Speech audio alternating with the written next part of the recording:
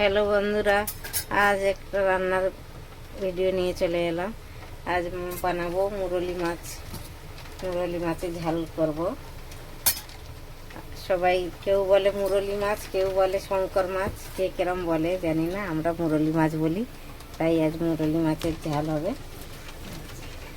আপনারা কি বলেন কমেন্ট করে জানাবেন। আমরা তো মুরলি মাছ বলি। তাই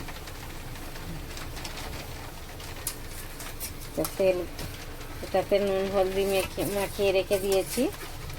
এবার তেল গরম হয়ে গেছে, দিয়ে দিচ্ছি। একটু ভালো করে ভেজে নেব রুটিতে।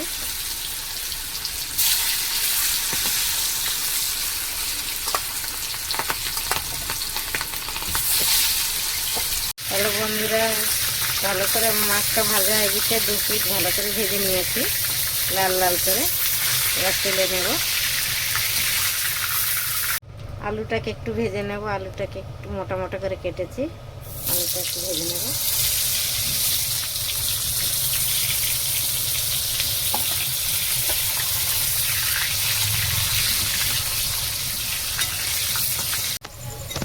আলুটা ভাজা হয়ে গেছে ভালো করে, এবার তুলে নিচ্ছি।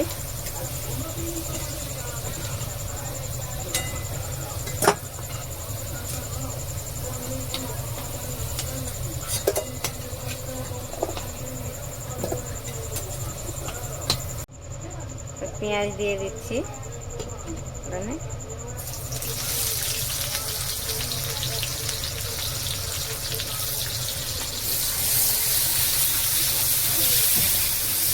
একটু ভালো করে ভেজে নেব।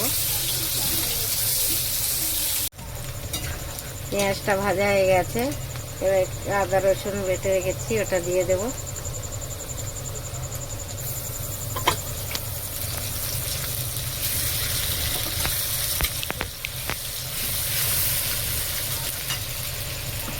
টমেটোটা কেটে রেখেছি, দিয়ে দিচ্ছি।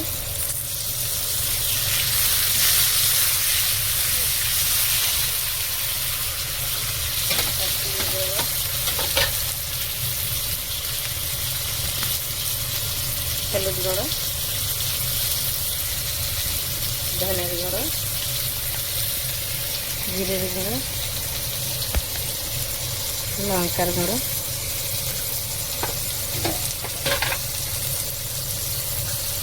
পরিমাণ মতন নুন।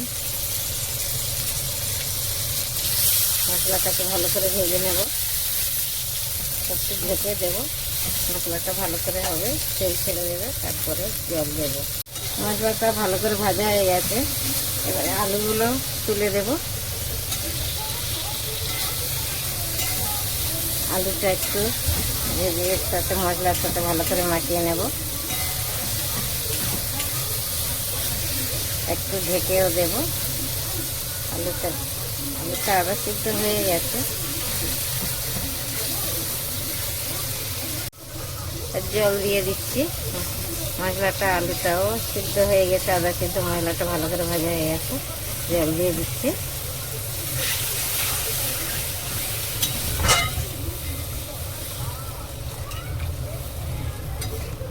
এবার একটু ঢেকে দেব,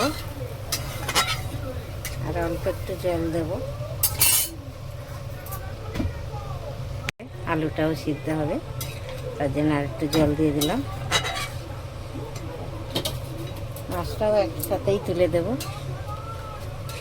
মাছটা একটু বড় মাছ তো, তাই একটু সিদ্ধ হতে দেরি হবে, তার জন্য এখনই তুলে দিচ্ছি।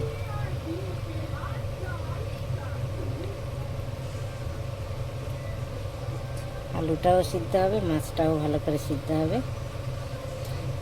আর এটা মাছের তেল, এটাই একটু ফুললে পরে দিয়ে দেব। এটা মাছের তেল, এটা পরে দেব। ঝোলটা ফুললে দিয়ে দেব। হ্যালো বন্ধুরা, আমার মুরলি মাছের ঝোল হয়ে গেছে। ভালোও লেগেছে, দেখতে সুন্দর হয়েছে, খেতেও ভালো লাগবে। আপনারাও এমনি করে বানিয়ে খাবেন, সবাইকার ভালো লাগবে। ভালো লাগলে লাইক কমেন্ট শেয়ার করবেন জরুর। Thank you, by.